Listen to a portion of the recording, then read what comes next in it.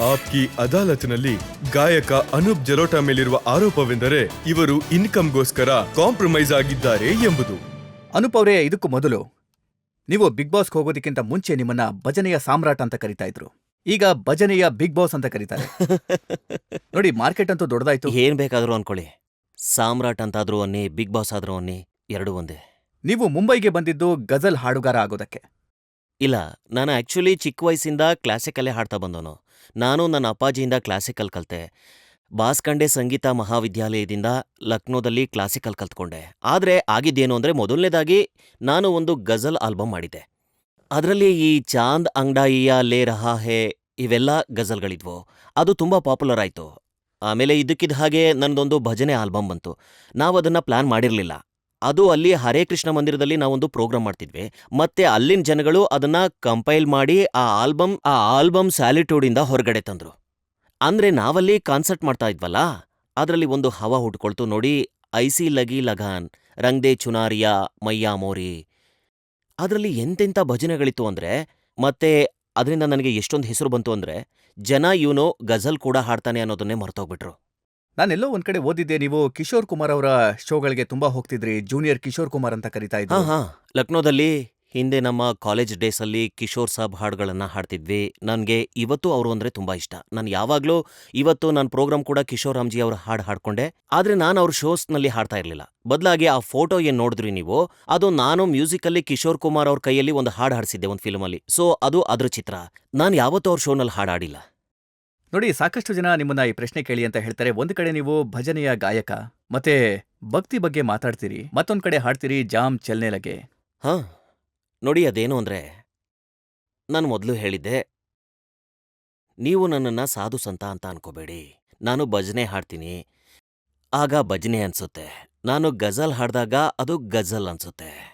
ಹಂಗೆ ಫಿಲಿಂ ಹಾಡು ಹಾಡ್ದಾಗ ಫಿಲಿಂ ಹಾಡು ಅಂತ ಅನ್ಸುತ್ತೆ. ಒಂದು ಅರ್ಥ ಮಾಡ್ಕೊಳ್ಳಿ, ಇಲ್ಲಿ ನಾನು ಯಾವುದೇ ಸಾಧು ಸಂತರನ್ನ ತುಂಬ ಗೌರವಾನ್ವಿತ ಶ್ರೇಣಿ ಏನಿದೆ ಅದರಲ್ಲೂ ನಾನು ಖಂಡಿತ ಬರಲ್ಲ.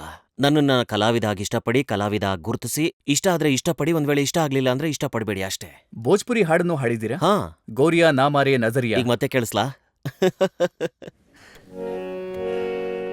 गोरिया रे गोरिया रे गोरिया रे गोरिया रे गोरिया रे हो गोरिया मारो ना नजरिया हो जियरा लहर लोट हो जाए.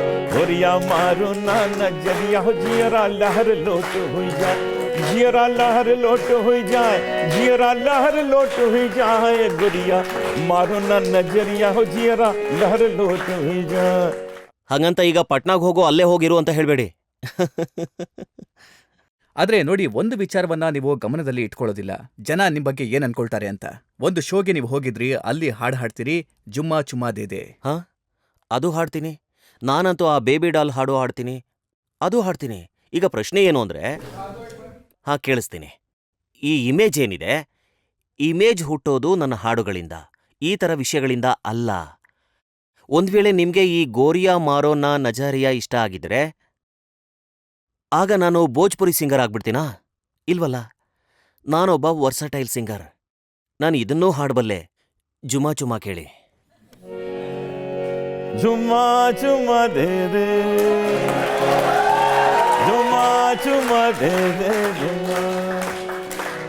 ये दुनिया पित्तल दी, ये दुनिया पित्तल दी, ये दुनिया पित्तल दी. बेबी डॉल में सोने दी, हो बेबी डॉल में सोने, बेबी डॉल में सोने दी, बेबी डॉल में. ಈಗ ಇಲ್ಲಿ ಇದನ್ನು ಹಾಡ್ತೀನಿ. मैया मोरी मैं नहीं माखन था. ಎಲ್ಲಾದ್ರೂ ಏನಾದ್ರೂ ಕೊರತೆ ಕಂಡು ಬಂತ? ಭಜನೆನ ಭಜನೆ ತರ ಹಾಡಬೇಕು, ಗಜಲ್ನ ಗಜಲ್ ತರ ಹಾಡಬೇಕು, ಫಿಲ್ಮಿ ಹಾಡನ್ನ ಫಿಲ್ಮ್ ಹಾಡ್ ತರನೇ ಹಾಡಬೇಕು. ಯಾವುದೇ ಕಾರಣಕ್ಕೂ ಯಾರ್ದು ಇಮೇಜ್ ಹುಟ್ಟಾಕ್ಬೇಡಿ.